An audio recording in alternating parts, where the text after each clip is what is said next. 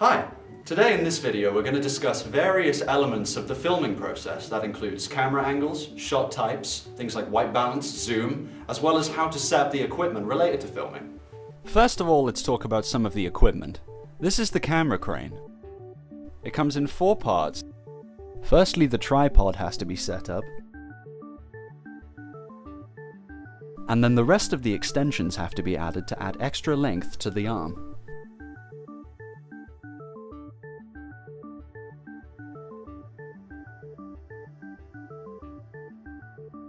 And it can be used for especially high angle shots or shots that wouldn't be possible with a tripod alone. Secondly, there is the camera tracking system. This involves a set of pipes that act as a rail.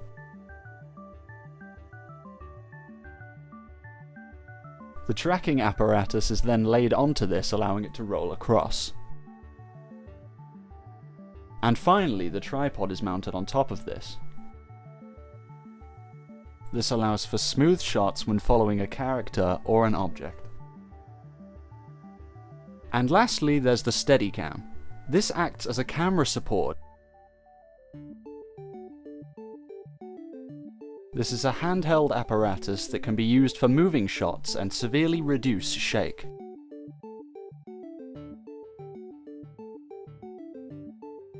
Now with all the equipment out of the way, let's move on to different aspects of the camera itself, such as white balance, zoom, and focus. White balance is a camera setting used to adjust the lighting and white exposure in a shot or video in order to make certain objects or people appear more illuminated. The white balance lets the camera compensate. It adjusts the picture settings so that what you said is white is actually displayed as white by the camera. Andrew, what's going on with the lighting? I have no clue. Oh, it's probably a problem with the white balance. Actually, that brings up another good point. You see, there are advantages and disadvantages to using white balance, because if it's used incorrectly, it can obscure or make the image completely unviewable. The footage may end up being too white or too dark, so really it's about finding that golden middle in the footage to make it look right. Another unique camera function, as many should know, is the ability to zoom in and zoom out on a subject. A good example of zoom can be used from going to a long shot to an establishing shot to show a scene. A bad example of zooming might be during a fighting scene, if say the camera was too zoomed in on a person's clothes or face, making the entire point of the fight scene to begin with completely moot. No, Andrew, that's a bad example of zoom. It's a bad example of zoom. Come here. I'm done here. I'm done with you. How was it? Is the focus looking okay? Ah, yeah, focus. You see, focus refers to the sharpness of the image. Examples of this can be things like deep focus and shallow focus, focus in, focus out, whereby the image gradually goes in or out of focus. Deep and shallow focus is a technique where objects near and away from the camera can be in focus at the same time. Whereas depth of field refers to what you saw my camera operator Andrew doing in the beginning. And now we're going to talk about different camera shot types. A camera shot is the amount of space in any given frame. For example, let's take an extreme long shot, or in short, an EWS. It's a shot which contains a large amount of landscape. It is often used at the beginning of a scene or a film to establish general location. This is also known as an establishing shot. A long shot, also known as a wide shot or full shot, is a shot that contains a landscape but gives the viewer a more specific idea of setting. It can contain a complete view of the characters. From this shot, viewers can take in the costumes of characters, and it may also help to demonstrate the relationships between characters. A long shot may show the viewers the building where the action will take place. A mid shot, also called a medium shot, contains the characters or a character from the waist up. From this shot, viewers can see the characters' faces more clearly, as well as their interaction with other characters. This is also known as a social shot. The medium close-up is a halfway point between a mid-shot and a close-up shot. This shot allows the face to be more clear and also shows the chest. A close-up is a picture which shows a fairly small part of the scene, such as a character's face in great detail, so that it fills the screen and abstracts the subject from context. Close-ups focus attention on a person's feelings or reactions and are sometimes used in interviews to show people in a state of emotional excitement, grief, or joy. This is also known as a personal shot. An extreme close-up contains one part of the character's face or other object. This technique is quite common in horror films. This type of shot creates an intense mood and provides interaction between the audience and the viewer.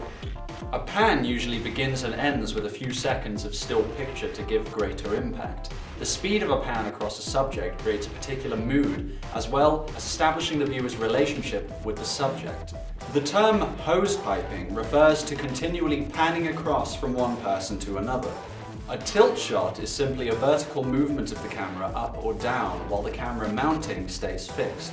Shot reverse shot is a continuity editing technique used in conversations or simply characters looking at each other or objects. A shot showing what the character is supposedly looking at, either a point of view or over-the-shoulder shot, is followed by a reverse angle shot of the character themselves looking at it, or of the characters looking back at them. Shot reverse shot often ties in with the 180 rule, to retain continuity by not distorting the audience's sense of location of the characters in the shots.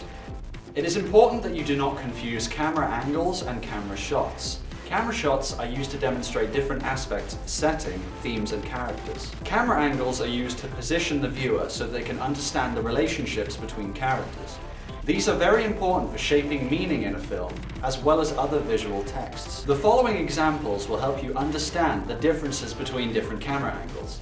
A bird's eye angle is an angle that looks directly down on a scene.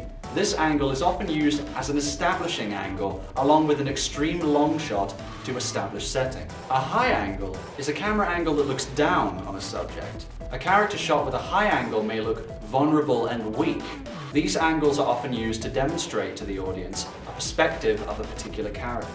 An eye-level angle puts the audience on an equal footing with the characters. This is the most commonly used angle in most films, as it allows viewers to feel more comfortable with the characters they're viewing. A low angle is a camera angle that looks up at the character. This is the opposite of a high angle and makes a character seem more powerful. This can make the audience feel vulnerable and small by looking up at the character. This can help the responder feel empathy if they were viewing the frame from another character's point of view. Another camera angle you might come across is the Dutch angle. A Dutch angle is used to demonstrate confusion of a character or give the impression that something isn't quite right. The next time you watch a film, take note of the camera angles and think of how they affect your perception of the different characters. As different angles create different meanings and they make characters look strong, weak, or lets us relate to them more. As with camera shots, you'll be able to see examples of camera angles in film or visual texts that you view. Anyway, that's all. I hope you enjoyed this video on the different advantages and disadvantages of shooting, filming, setting up equipment, and etc. Thanks for watching. Bye from me and you, Andrew, as well. Woohoo!